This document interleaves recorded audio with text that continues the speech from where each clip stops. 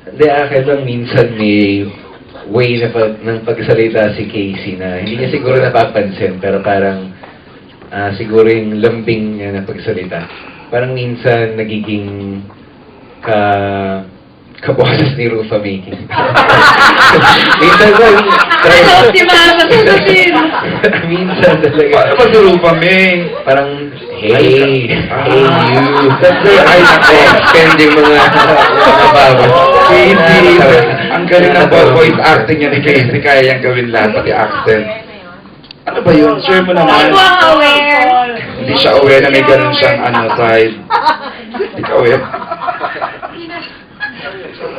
Deliberate ba yung case o hindi ka aware na may Hindi ganun talaga kang ako tono minsan? aware. Siguro yun yung mga times na 4 a.m. Inaaliw.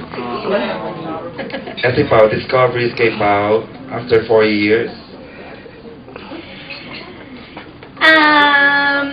Na ano rin, pwede din siyang funny. Kasi parang pag tinignan mo, akala mo super serious. True.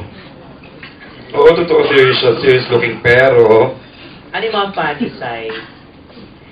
Wala pag kunyari sa eksena, may mga scenes kami na na yung gano'n, nahulog ako sa putikan, naputikan ako, or kasama niya yung mga bakan niya, gano'n. Parang makikita mong komportable siya sa Actually, kita naman to. wala lang, yung hindi kailangan intense na parang walang hanggan yung scene.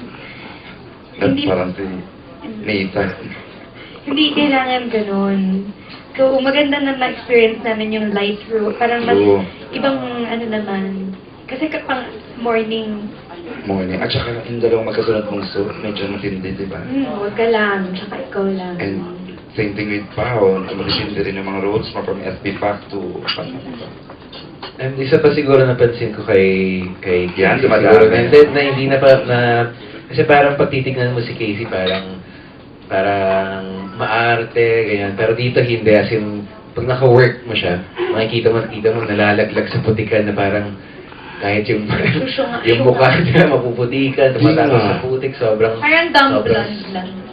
Pero wala Hindi pa naman, reklamong narinig yun, yun. kung paano magtrabaho si Casey, Oo. is very professional, walang arte.